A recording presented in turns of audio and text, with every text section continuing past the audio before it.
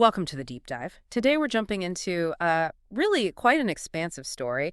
It's about the artistic journey of a dancer named Lili, and her background is incredibly diverse. We're talking traditional Chinese dance, Latin ballroom, then moving into crump, and even West African drumming. That's right. And what we're drawing on here, it's really a mix of her own reflections, her experiences diving deep into these different dance cultures, and honestly some pretty profound philosophical ideas she developed along the way. Our goal really is for you to maybe pull out some solid lessons from this. Things about resilience, about setting boundaries, tough boundaries, and finding, a real connection even when things around you feel chaotic. Yeah, and Lili's story, it kicks off with realizing what was at stake pretty early on. She did Latin dance for 8 years, starting when she was about 8 years old. But then around 12 or 13, she hit this major health crisis, myocarditis. Mhm. And that forced her to stop dancing completely for 2 years. It was that loss, that huge gap that made her realize dance wasn't just something she did. It was, essential to who she was. It became a need, not just a hobby. And even when she got to University of Ohio State, she was still figuring things out. She jumped from world literature to psychology before, finally committing fully to dance. Yes. Both the practice and the thinking behind it. And that academic setting, that's really where this whole philosophical quest starts to take shape. So let's unpack that university experience a bit. She gets into the dance program, starts studying ballet, modern, the usual suspects. But she quickly becomes, pretty disillusioned. She felt like a lot of the college dance stuff, especially the abstraction.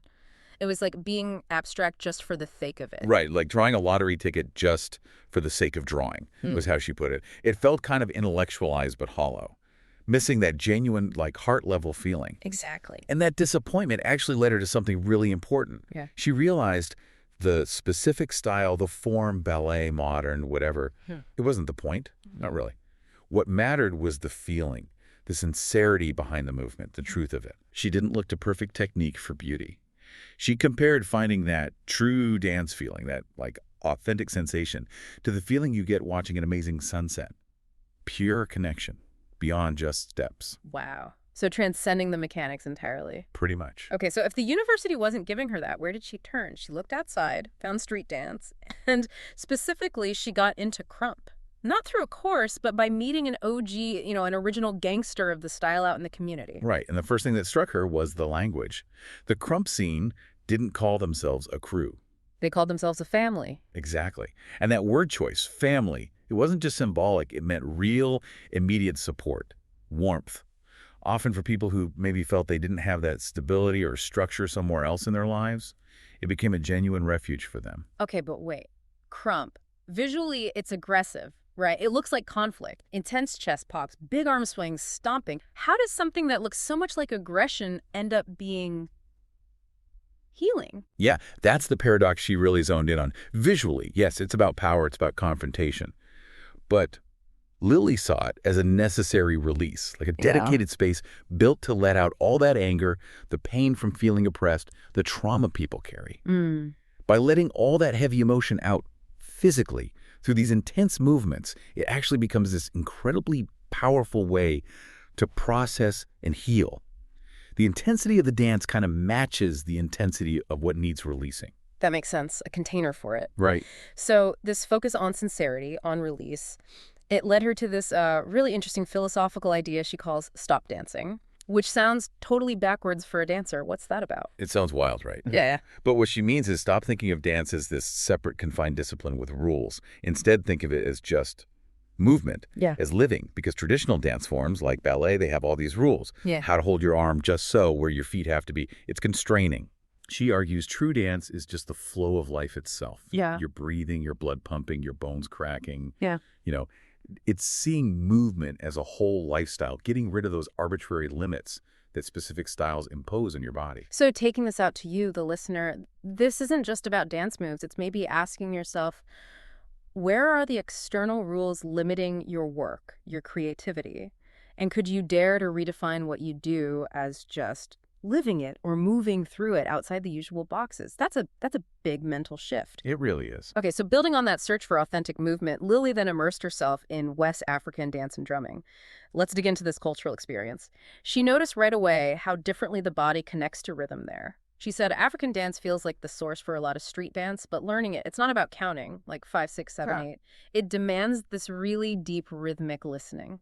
Absolutely. It's like the music is alive, it's a conversation partner. The drums aren't just keeping time, they're talking, using layers of rhythm. And often it's the lead drummer who signals the changes, the transitions. The music literally tells you when and how to move, rather than you forcing a count onto it. You have to embody it in a way counting just doesn't capture. That sounds incredibly immersive, but these environments, while they're so rich culturally, they also came with some really serious challenges, right? Lili was very open about experiencing and seeing quite widespread issues with, well, sexual harassment and a real lack of professional boundaries, particularly from some male teachers and drummers. Yeah, and this is a crucial piece of the picture for anyone listening. She realized that the very thing that made these spaces so open and authentic, the lack of rigid academic structure, also made people vulnerable. And she felt, especially for Asian women, there was sometimes this added layer, being seen as exotic, maybe naive, which could make them easier targets for people crossing lines. We should probably get specific here because the examples she gave really highlight the kind of environment she had to navigate. These weren't just vague feelings. No, not at all. These were concrete things. Instructors asking really personal questions, like about boyfriends, stuff that's just not appropriate. There was inappropriate touching, hands on hands, legs, lower back, sometimes framed as adjusting technique, but feeling wrong. Uh-huh. And one really disturbing example, a teacher filmed her on his phone from a high angle while she was walking to the center to start stretching before class even really started. Oh. And then later, he sent her the video with a caption like, "Nice dance," even though she hadn't even been dancing yet. That's incredibly invasive. Just a complete lack of respect for personal space and boundaries. And Lily had a theory about why this kind of thing felt more common there. She pointed to the lack of formal regulation you'd find in, say, a university or a big company. In these looser artistic circles, some teachers might feel less accountable, like they have nothing to lose professionally because there isn't that institutional oversight. So, for you listening, if you're in any kind of challenging environment, professional or otherwise, what's the takeaway? Lily's point seems to be that, yes, you need to refuse boundary violations immediately, physically if needed, but the really hard work, the deeper stuff, is about managing yourself. She talked about how tough it is when someone seems fine at first, seems professional, but then eventually crosses a line. It forces you into this constant state of vigilance, always using emotional energy to redraw those lines. Exactly. An internal effort is exhausting, which leads us directly into Lily's core strategy for dealing with all this complexity, for actually thriving in it. Acceptance. Radical acceptance, really. Yeah. She argues you have to accept the negative parts of the reality, acknowledge, okay, this is the fact of this environment, and crucially, stop trying to change the other people and stop just running away from the situation. Wait, stop running away. Isn't the standard advice usually, if a place is toxic, get out? Often, yes. But her perspective is different. She sees running away as dodging the very challenge that could make you stronger. She used this analogy. It's like a plant raised in a perfectly sterile lab. It might look healthy, but put it out in the real messy world, and it can't survive. She believes you have to stay, engage with the wild, but do it smartly to build resilience.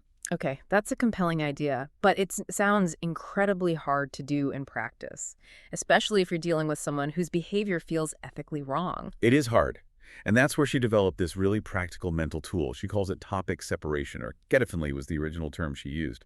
What it means is you make a very strict, very conscious effort to separate the person's skill or knowledge from their character or their morality. So, like, if you have a brilliant surgeon who's just a terrible person, you focus only on learning the surgical technique from them and firewall off the rest? Precisely. If someone has technical mastery you need, you can choose to learn that specific thing from them. But you absolutely have to protect yourself emotionally and stay completely intentional about the interaction. This technique, she says, helps you avoid what she called nehao, which is like internal friction or emotional turmoil. All that energy you waste agonizing over this situation, second-guessing yourself, feeling conflicted.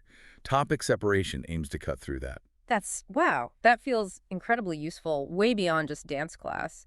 How would you apply that, say, dealing with a brilliant but maybe really difficult boss in an office? You'd go into interactions with total control. Use her analogy. It's like working in a market. You know exactly what you need. Maybe it's their strategic insight. Maybe it's a specific technical skill they have.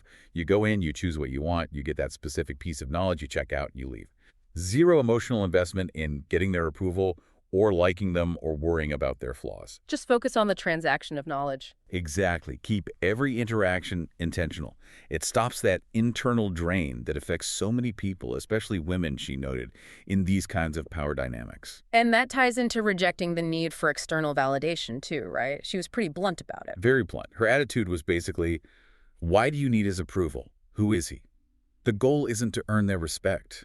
The goal is to acquire the knowledge they happen to possess, and then you move on. That emotional distance is key. And you can really see this intense focus, this clarity in her actual career path.